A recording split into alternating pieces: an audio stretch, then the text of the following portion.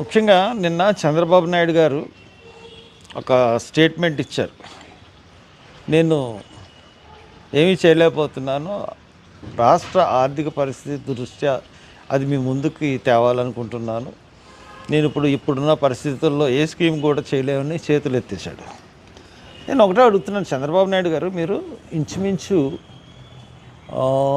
9 సంవత్సరాల తర్వాత 5, 14, 15 సంవత్సరాల నుంచి ముఖ్యమంత్రిగా ఉన్నారు.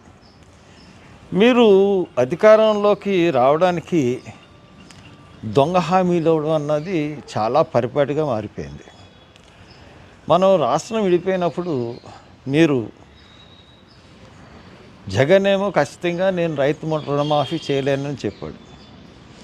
నేను రైతు రుణమాఫీ చేస్తానని చెప్పడం వల్ల ఆ ఒక్క కారణంతో మీరు ముఖ్యమంత్రి అయ్యారు 2014లో. అయిన తర్వాత ఆ 2014లో మీరు కేంద్రంతో పొత్తు అన్నారు. కేంద్రం మీరు అబ్సల్యూట్లీ ఫెయిల్డ్ ముఖ్యమంత్రి 2014 నుంచి 19 వరకు. ఎందుకు నేను చెప్తున్నానంటే విషయం, that is the peak time of the all the programs. ఎందుకంటే ప్రత్యేక హోదా, కాంగ్రెస్, ప్రైమ్ మినిస్టర్, బీజేపీ అందరూ ప్రామిస్ చేశారు పార్లమెంట్లో. దాన్ని సాధించడంలో విఫలమయ్యారు. రైల్వే జోన్ సాధించడంలో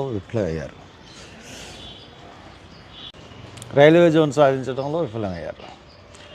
అలాగే అన్ని రకాల కార్యక్రమంలో విఫలమయ్యారు. విశాఖ ఉక్కు ఫ్యాక్టరీని కాపాడలేకపోయారు. తర్వాత మీరు తెలంగాణకి మీ కేసులకు భయపడి 10 సంవత్సరాలు ఉన్న రాజధానిని వదిలేసి ఏదో ఒక రాజధానిని 3 పంటలు పంట చేసే రాజధానిని ఏదో గ్రాఫిక్స్తో సృష్టించి ప్రజల్ని మళ్ళీ మోసం చేశారు. మీరు అబ్సల్యూట్గా ఫెయిల్యూర్ ముఖ్యమంత్రి. అందు గురించి మిమ్మల్ని అతి దారుణంగా మిమ్మల్ని ఆంధ్రప్రదేశ్ ప్రజలు 2019లో ఓడించారు.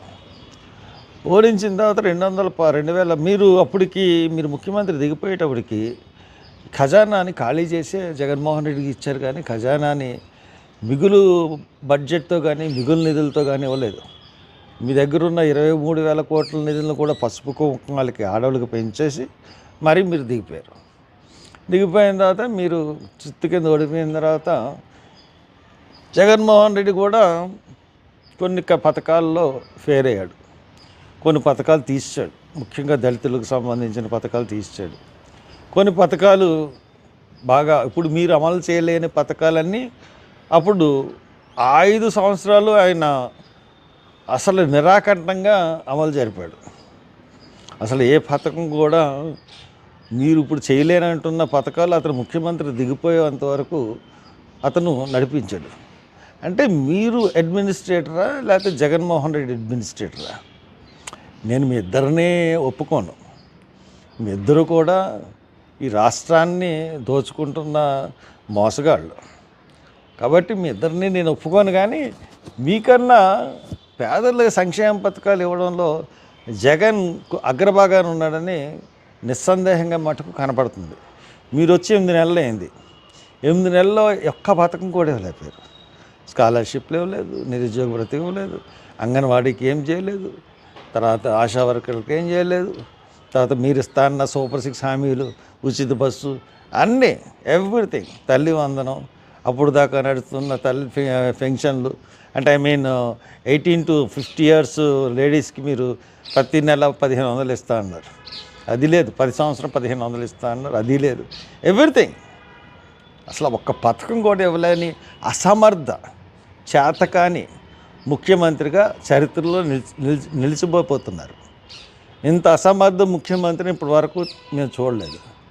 మీరు పైగా ఆర్థిక పరిస్థితి, మీరు ఇప్పుడు ప్రతిపక్షంలో ఉన్నప్పుడు మీరు రోజు చెప్తానే ఉన్నారు, ఇన్ని కోట్లు అప్పు చేసేసాడు, ఇంత ఆర్థిక పరిస్థితి ఉంది, ఇవన్నీ మీకు తెలుసు. ఇవన్నీ తెలిసే మళ్ళీ విపరీతమైన హామీలు ఇచ్చారు.